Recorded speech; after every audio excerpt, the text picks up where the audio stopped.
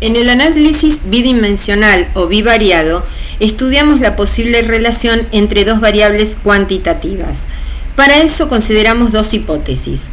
Una hipótesis teórica o de partida en la que las dos variables en estudio se suponen independientes, es decir, que no se relacionan entre sí. Y otra, la hipótesis alternativa, en la que se presenta el supuesto de que las dos variables están relacionadas. En el análisis que vamos a hacer ahora, intentaremos demostrar o comprobar cuál de las dos hipótesis se cumple. Para el análisis de los datos obtenidos y ver cuál de las dos hipótesis anteriores se comprueba, ese análisis puede hacerse gráfica o analíticamente. Si lo hacemos de manera gráfica, lo hacemos a través de gráficos de dispersión como los que se muestran. En el primero podemos observar que los puntos parecen indicar que a medida que el valor de X aumenta, el valor de la Y disminuye. Y cabría pensar que las variables se relacionan de algún modo. En el siguiente gráfico, los puntos se presentan de tal modo que no puede decirse que las variables se relacionan. Aquí concluimos que las variables son independientes y por lo tanto no existe relación alguna. Si las variables resultan independientes, se confirma la hipótesis de partida y en todo caso se harán otros estudios.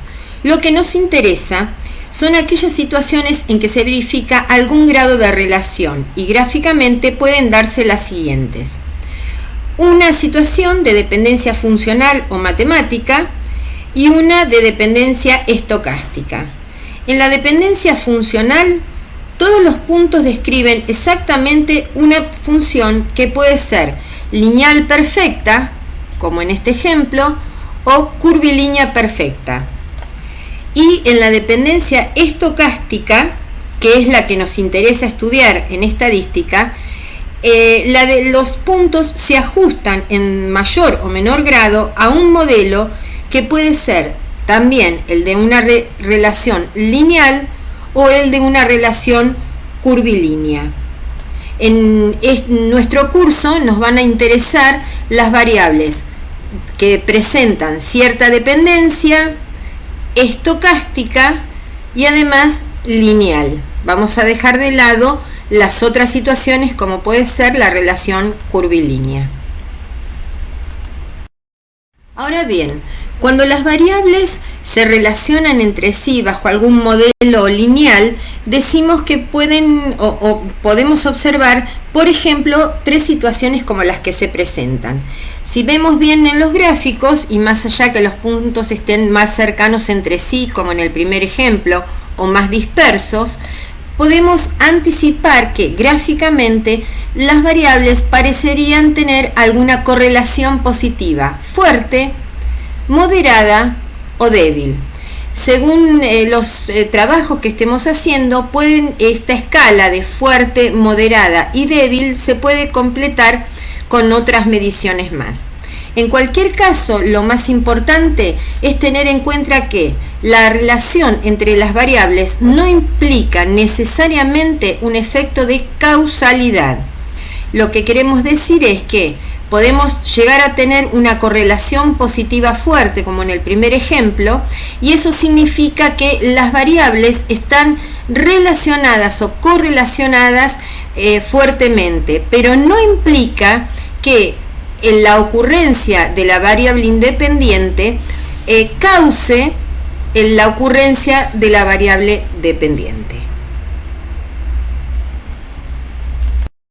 Una vez que hemos verificado gráficamente la existencia de alguna posible relación entre las variables, la cuestión es cómo medimos el grado en que se relaciona, cómo cuantificamos esa relación. Para eso trabajaremos con la covarianza, cuya fórmula es la que se muestra. Más adelante la veremos en detalle. Pero por el momento nos interesa saber que la covarianza es la que nos permite cuantificar, decir cuán relacionadas están dos variables.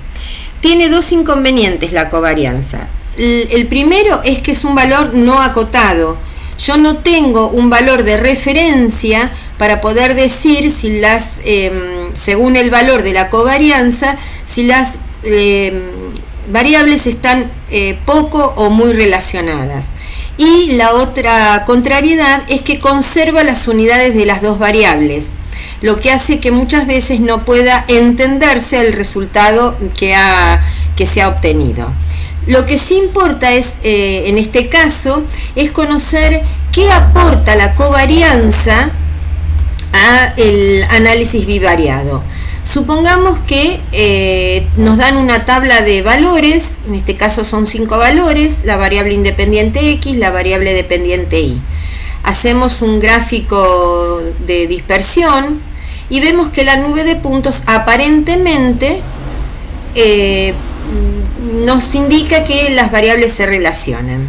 Ahora, ¿qué se entiende por covarianza o cuál es el signo que aporta en cada caso? Para eso vamos a considerar un punto medio o un punto promedio, es un punto de referencia que las coordenadas se obtienen haciendo la media aritmética o el promedio, como entendemos nosotros, de los valores de X y el promedio de la Y. Si sacamos la cuenta, en ambos casos vamos a obtener que el promedio de los valores de X es 1,5 y el promedio de los valores de Y es 3. Este punto 1,5 o 1,53 es el que se llama punto de referencia, punto medio o promedio. Una vez que obtenemos este punto, trazamos dos rectas paralelas a los ejes, como si estuviésemos trasladando los cuadrantes con centro en este punto medio. Si nosotros hallamos ahora las diferencias, vamos a considerar, por ejemplo, este punto que está aquí, el 2,5, 1,5, que sale de la tabla, y vamos a restar las X de este punto con las X del punto medio, y lo mismo, lo mismo para las Y's. Lo que sí hacemos es en el mismo orden. En este caso es 2,5 menos 1,5 para las X, y como empezamos con el punto que elegimos al azar, también lo tenemos que hacer para las Y's en el mismo orden. Entonces es 1,5 menos 3. Si hacemos la cuenta, el valor que no me interesa el número, me interesa el signo, pero nos da menos 1,5. Eso significa que este punto a la covarianza le proporciona, le aporta una cantidad negativa. Si hacemos lo mismo en cada nuevo cuadrante, vamos a observar que lo mismo ocurre en el segundo cuadrante, mientras que en el primero y en el tercero la covarianza se hace positiva. Esta era simplemente para que se entendiese qué es lo que aporta la covarianza al análisis bivariado. Lo que sí podemos decir es que si la covarianza es mayor que 0, o sea, si el aporte de cantidades positivas es tal que el resultado total es mayor que 0, la relación es directa. Por el contrario, si la covarianza es negativa, la relación es inversa. Como vimos antes, la covarianza tiene dos dificultades. No está acotada y trabaja con las dos magnitudes que pertenecen a las variables en estudio. Para corregir ese error vamos a aprender el coeficiente de correlación lineal o de Pearson. La fórmula del coeficiente es la que sigue, parece un poco engorrosa, pero se resume a el cociente entre la covarianza y el producto de los desvíos. Se puede obtener también directamente con la calculadora. La anotación es con una R minúscula. Lo importante es saber qué significa el valor de la correlación lineal. Si el coeficiente de Pearson es menor que 0, decimos que las variables se relacionan de manera inversa o negativa. Por el contrario, Si R es mayor que 0, decimos que hay una relación lineal directa o positiva. Recordemos que el coeficiente de correlación es para casos de correlación lineal. ¿Qué pasa cuando el coeficiente me da 0? Puede suceder que las variables sean independientes, o puede ser que no sean independientes, pero que el modelo por el cual se relacionan no sea uno de correlación lineal. Por lo tanto, decimos que la relación es no lineal. No podemos asegurar cuál de las dos situaciones ocurren. Tenemos que seguir adelante con otros estudios. A nosotros en este momento lo que nos va a importar es en el caso en que el coeficiente de correlación de Pearson sea menor o mayor que 0. Ahora, ¿qué ventajas tiene el usar este coeficiente? Primero que el significado es nuevamente igual que la covarianza, poder medir la intensidad de la relación lineal entre dos variables. Me dice cuánto están relacionadas. A diferencia de la covarianza, es un valor acotado. Está acotado entre -1 y 1. Por lo tanto, tenemos valores de referencia con los cuales comparar el valor que nos arroje a nosotros en algún estudio y decir si las variables se relacionan mucho o no. Y la tercera ventaja es que es adimensional, es decir, trabaja sin unidades. ¿Qué nos dice según el valor que obtengamos? Que las variables presentan una correlación débil, una correlación muy débil, moderada o fuerte, según los valores con los que estemos trabajando. Si nosotros observamos, la R aparece en módulo, porque el coeficiente lineal de Pearson me puede dar entre 1 y -1. Si me diese, por ejemplo, 0,8, yo busco y 0,8 está acá. Entonces puedo decir que la correlación es fuerte. Lo mismo si me hubiese dado menos 0,8. Tengo que buscar en la última, por eso trabajamos con módulo. Dijimos que nosotros vamos a trabajar con modelos lineales, es decir, que nuestro trabajo va a apuntar a hallar rectas que llamamos de regresión o de mejor ajuste. Para eso aplicamos el criterio de los mínimos cuadrados. Ahora vamos a entender primero qué es para luego poder calcular. Supongamos que nos dan una situación, una muestra con 3 datos únicamente. Lo hacemos así para que se entienda. Los datos son para X e Y respectivamente 1, 2, 3, 4 y 2, 6. Para facilitar, nosotros hemos llamado aquí ABC.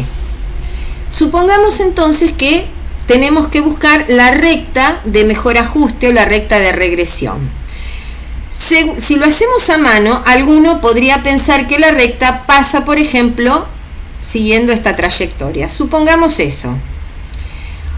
Lo que hacemos, esta recta la hemos trazado así a nuestro criterio.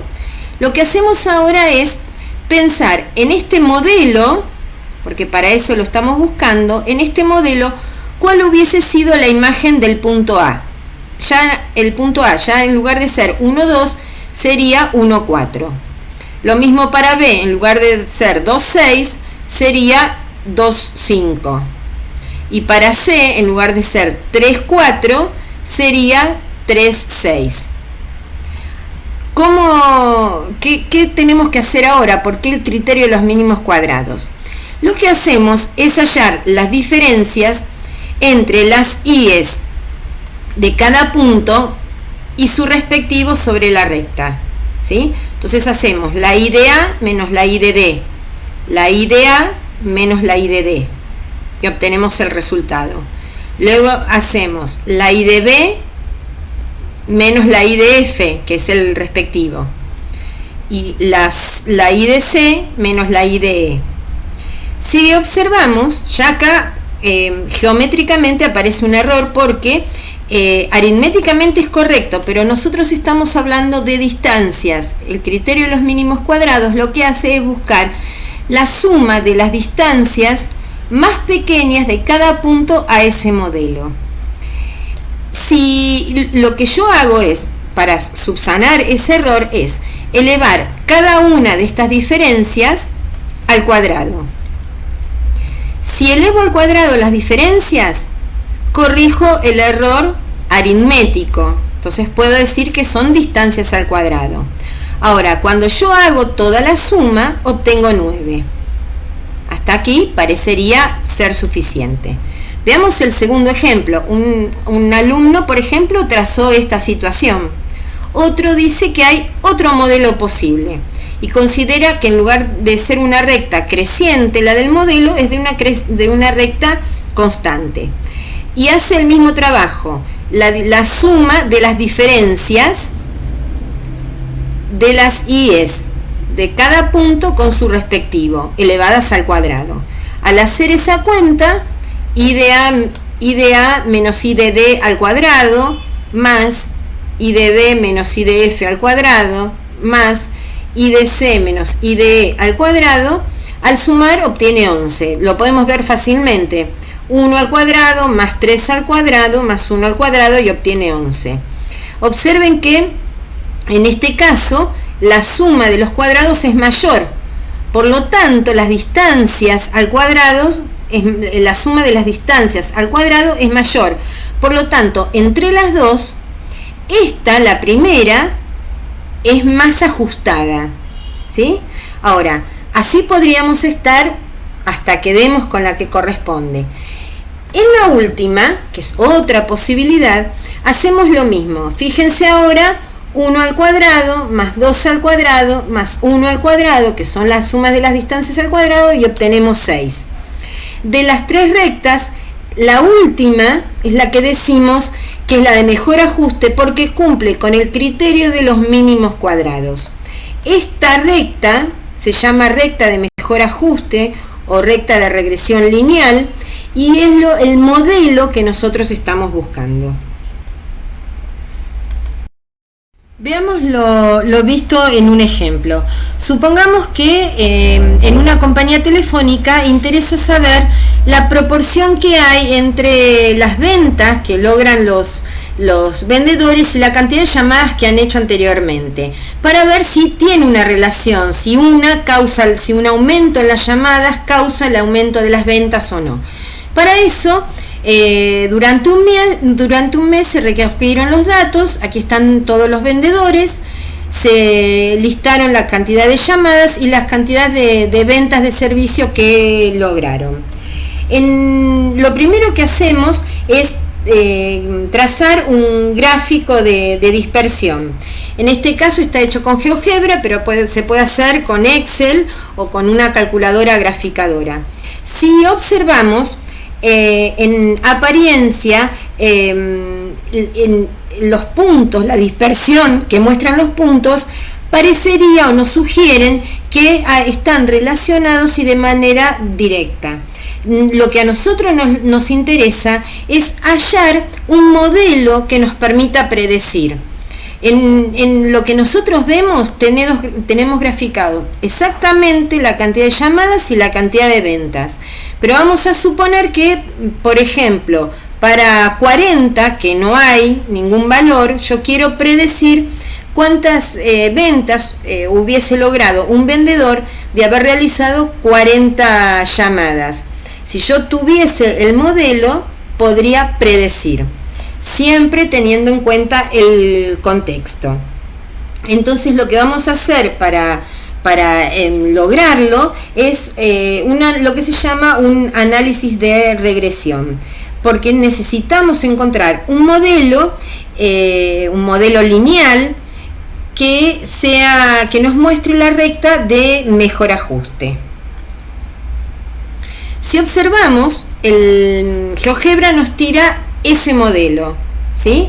Nos dice que la recta de los mínimos cuadrados que vimos antes es esta, cuya ecuación es I igual a 0,54x más 3,77. Lo que nosotros estamos buscando es cómo encontrar la ecuación de esta recta que el programa nos tiró automáticamente.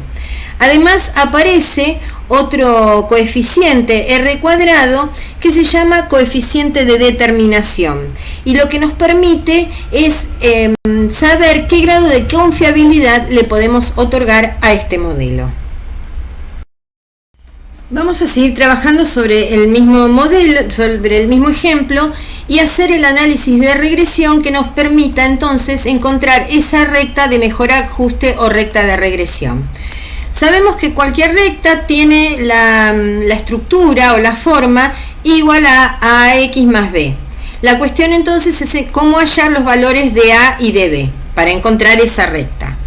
El valor de A nos lo da el coeficiente de regresión, que es el cociente entre la covarianza y la varianza de la variable independiente. Es parecido al coeficiente de correlación, solo que el de correlación tiene el producto de los desvíos. Acá sería el desvío al cuadrado, o sea, la varianza. Hasta ahí ya tendríamos el valor de A. ¿Cómo hacemos para hallar el valor de B? Para eso vamos a tomar, hay una opción anterior a la que voy a decir, que es tomar cualquiera de estos puntos y en la ecuación de la recta asignar el valor de A obtenido por el coeficiente de regresión y XY según el valor del punto que hayamos elegido. Pero es como lo estamos eligiendo al azar según el punto que usemos, ¿sí? Me va a dar una recta diferente y en algunos casos bastante distinta. Lo más adecuado parece ser buscar un punto llamado punto medio, punto promedio, que lo mencionamos antes, que surge de el promedio. Las coordenadas de ese punto son el promedio de los valores de X y el promedio de los valores de Y. En el gráfico es el que mostramos con azul, en azul. Este es el punto promedio, ¿sí? Que lo sacamos de la tabla de datos. Hacemos el promedio de las X, nos da 30, y hacemos el promedio de las Y, nos da 20. ¿Sí? Entonces, este punto, junto con el coeficiente de regresión, nos permiten, operando en la ecuación de la recta, obtener el valor de B. Y así, al tener el valor de B, que va a ser la ordenada al origen, trazar la recta correspondiente. El completo, como yo debería mostrarlo, es el gráfico de dispersión, la recta de mejor ajuste o la recta de regresión con su ecuación correspondiente. Y la R al cuadrado, que es el coeficiente de regresión, que es el coeficiente de correlación, perdón, es el coeficiente de correlación al cuadrado, no es el de regresión, sino el de correlación o de Pearson al cuadrado, nos dice qué grado de confiabilidad puedo yo darle a este gráfico respecto al ejemplo que tengo. Se llama coeficiente de determinación y se lo anota directamente con R cuadrado. A manera de resumen, podemos decir que la covarianza, cuya fórmula se muestra, nos permite cuantificar la relación entre dos variables, nos permite decir cuán relacionadas están. Lo que ocurre es que tiene dos inconvenientes. Primero, que no está acotada, por lo tanto no tengo un valor de referencia para poder decir qué significado tiene esa covarianza, y además trabaja con las dimensiones de las dos variables en estudio, por lo que resulta bastante a veces difícil comprender su significado. Para corregir la covarianza, vimos que existe el coeficiente de correlación lineal o de Pearson. Este coeficiente se nota con una R minúscula y es el cociente entre la covarianza y el producto de los desvíos. Me indica también si hay relación lineal entre las variables, las cuantifica, es decir, que me dice cuánto están relacionadas, y las tipifica. Me dice si es correlación lineal positiva o negativa y además si es fuerte, débil o moderada. Lo que tiene positivo, a diferencia de la covarianza, es que es un valor acotado y adimensional. El coeficiente de correlación lineal o de Pearson, recuerden que siempre existe entre 1 y menos 1. Tengo esas dos cotas, por lo tanto, según lo que me dé, yo puedo extraer alguna conclusión. Si yo elevo al cuadrado el coeficiente de correlación lineal, obtengo R cuadrado el coeficiente de determinación que me dice, me da el grado de bondad o de ajuste o de fiabilidad del modelo. Como dato nada más, a medida que se acerque a 1, ese valor a medida que se acerca a 1, me dice que el modelo que encontré es más fiable. Y luego existe el coeficiente de regresión, que nosotros lo notamos con A, y es el cociente entre la covarianza y el producto de los desvíos o de la varianza de la variable independiente. Me dice, lo que me indica es cuánto cabe esperar que varíe la variable dependiente por cada unidad que varía la variable independiente. Y lo que me da directamente ese valor es la pendiente de la recta de mejor ajuste o recta de regresión.